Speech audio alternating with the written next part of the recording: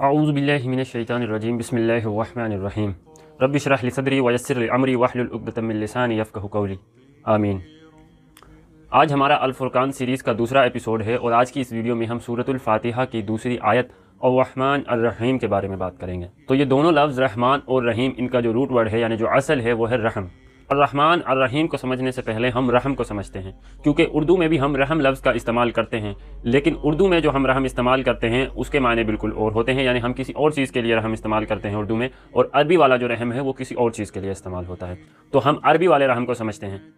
रहम का लफ्ज़ अरबी में इस्तेमाल होता है शदीद मोहब्बत और मुकम्मल तौर पर किसी का ख्याल रखना, इसके लिए, यानी कि शदीद मोहब्बत और मुकम्मल तौर पर किसी का ख्याल रखना। और रहम माँ के पेट को भी कहते हैं, इसलिए माँ जो है शदीद मोहब्बत करती है अपनी औलाद से और मुकम्मल तौर पर उसका ख्याल रखती है। यानी कि जब बच्चा माँ के पेट में होता है तो बच्चा माँ से ये दरख्वास्त नहीं करता या कहता नहीं है कि उसका ख्याल रखा जाए, मगर फिर भी माँ उसका ख्याल रखती है। तो यहाँ तक आपको रहम समझ में आ गया। अब बात करते हैं अर्रहमान की।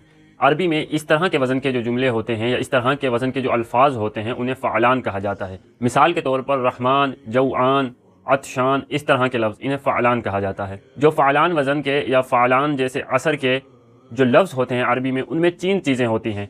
नंबर 1, इनमें शिद्दत होती है। नंबर 2, ये इमीडिएटली अभी अभी होते हैं, यानी ऐसा नहीं है कि बाद में होंगे या कभी हुए थे, वो अभी भी हो रहे हैं, यानी इस वक्त भी वो अर्रहमान की जो रहमत है वो मुझ पर नाजिल हो रही है। तभी मैं आपको बात आपसे कर रहा हूँ, तभी आप मेरी बात सुन पा रहे हैं, तभी हम सांस ले पा रहे हैं, तभी हमारे जो जिस्म है इसका और पूरे आलमीन का निज़ाम चल रहा है। और नंबर 3, ये किसी वजह से आर्जी होते हैं। अब ये आपको बाद में एक्सप्लेनेशन जब मिलेगी तो आपको सारी चीज़ें कड़ी की तरह मिलकर समझ में आ जाएंगी। हज़रत इब्ने अब्बास का कौल है कि रहमान की रहमत इस दुनिया में मोमिन और काफर सब पर नाजिल होती हैं, जबकि रहीम सिर्फ मोमिनीन के लिए ख़ास है और ये सिर्फ आखिरत में होगा।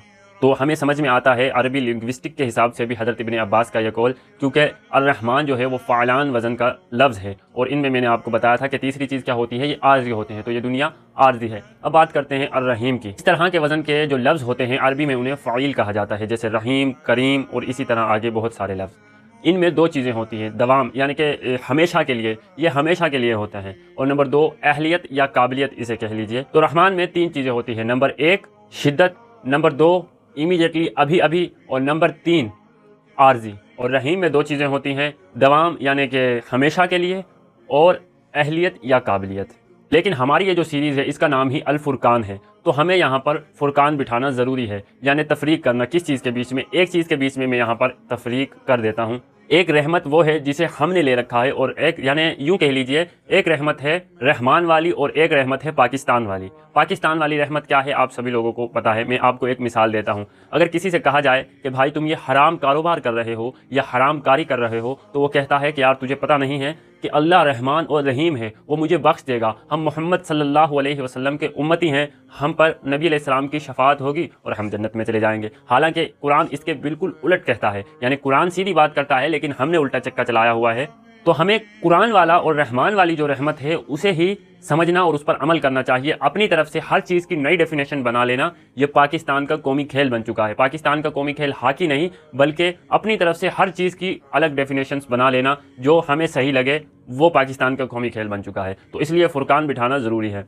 ऐसा नहीं है कि इस दुनिया में अगर कोई हरामकारी या अल्लाह के बनाए हुए उसूलों के ख़िलाफ़ अपनी ज़िंदगी गुजारता है या बहुत ज़्यादा माल इकट्ठा कर लेता है या इस दुनिया में वो हमें ऊपर ऊपर से खुशबाश नज़र आता है, तो वो कामयाब है। और एक शख्स जो कि अल्लाह के बनाए हुए उसूलों को नहीं तोड़ता, लेकिन इस दुनिया में हम देखते हैं कि वो परेशान है या माली परेशानियाँ उसके ऊपर हैं, या एक एग्जामिनेशन हॉल है, इसमें हम किसी की कामयाबी और नाकामी का जो फ़ैसला है वो इसके इस दुनियावी हालात को देखकर नहीं लगा सकते।